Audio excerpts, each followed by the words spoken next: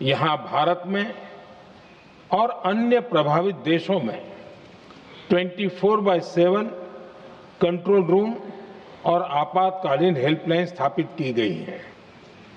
इनके माध्यम से सभी प्रभावितों को त्वरित जानकारी दी जा रही है।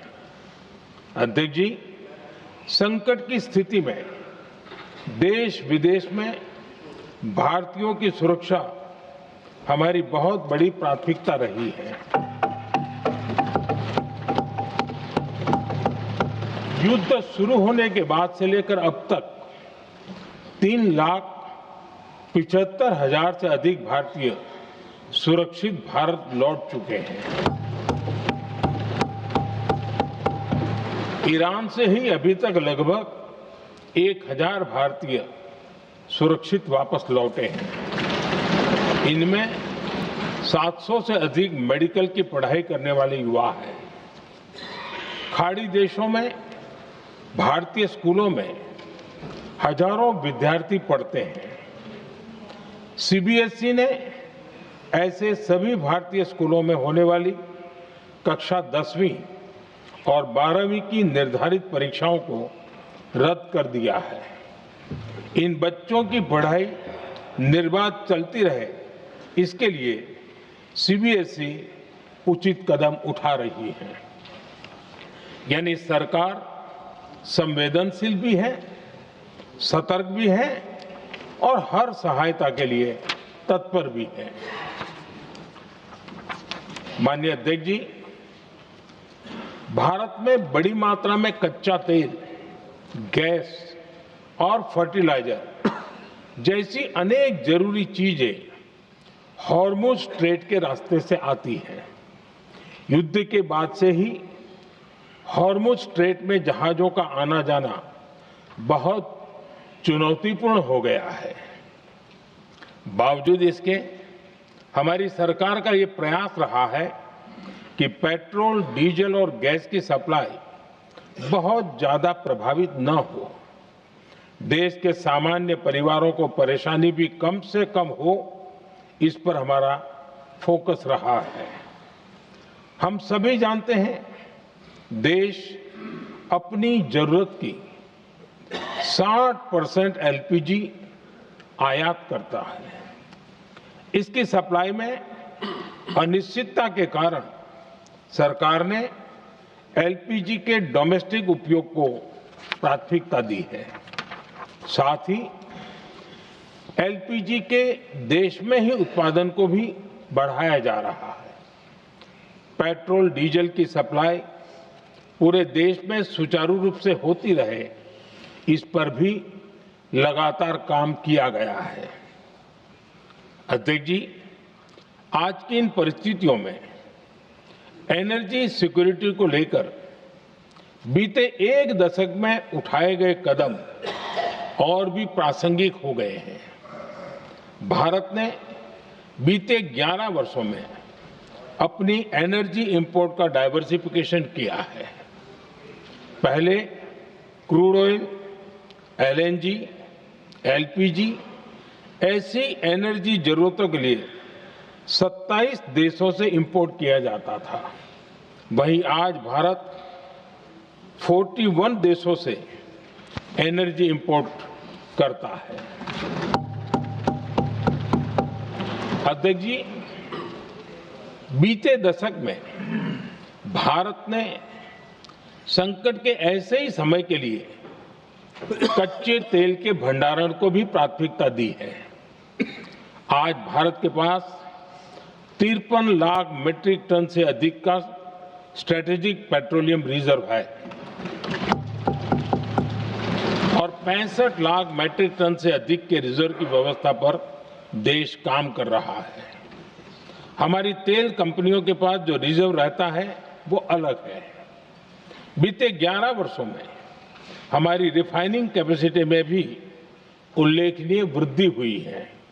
अध्यक्ष जी, सरकार अलग अलग देशों के सप्लायर्स के साथ भी लगातार संपर्क में है।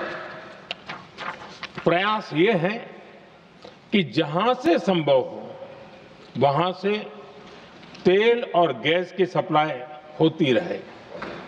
भारत सरकार गल्फ और आसपास के शिपिंग रूट्स पर निरंतर नजर बनाए हुए है।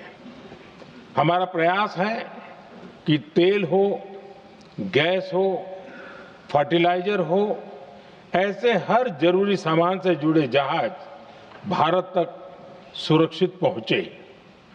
हम अपने सभी वैश्विक सहयोगियों के साथ निरंतर संवाद कर रहे हैं ताकि हमारे मैरीटाइम कॉरिडोर सुरक्षित रहे। ऐसे प्रयासों के कारण बीते दिनों हॉर्मुज स्ट्रेट में फंसे हमारे कई जहाज भारत आए भी हैं। अध्यक्ष जी, संकट के इस समय में देश की एक और तैयारी भी बहुत काम आ रही है। पिछले 10-11 साल में इथेनॉल के उत्पादन और उसकी ब्लेंडिंग पर अभूतपूर्व काम हुआ है।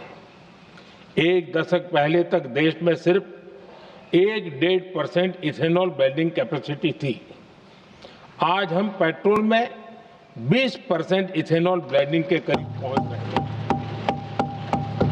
इसके कारण प्रति वर्ष करीब 4.5 करोड़ बैरल कम ऑयल इंपोर्ट करना पड़ रहा है। ऐसे ही रेलवे के बिजलीकरण से भी बहुत बड़ा फायदा हो रहा है। अगर रेलवे का इतना बिजलीकरण न होता तो हर साल करीब 180 करोड़ लीटर डीजल अतिरिक्त लगता। ऐसे ही हमने मेट्रो का नेटवर्क बढ़ाया है। 2014 में जहां देश में मेट्रो नेटवर्क 250 किलोमीटर से भी कम था, आज ये बढ़कर करीब 1100 किलोमीटर हो गया है। हमने इलेक्ट्रिक मोबिलिटी पर बहुत अधिक बल दिया। केंद्र सरकार ने राज्यों को 15,000 इलेक्ट्रिक बसें चलाने के लिए दी हैं। आज जिस स्केल पर वैकल्पिक ईंधन पर काम हो रहा है, उससे भारत का भविष्य और सुरक्षित होगा।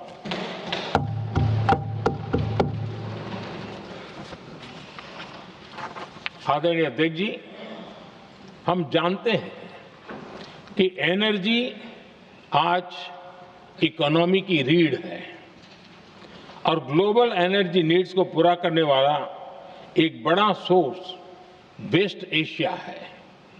स्वाभाविक है कि दुनिया भर की अर्थव्यवस्था वर्तमान संकट से प्रभावित हो रही है और भारत पर इसका कम से कम दुष्प्रभाव हो, इसके लिए निरंतर प्रयास किए जा रहे हैं।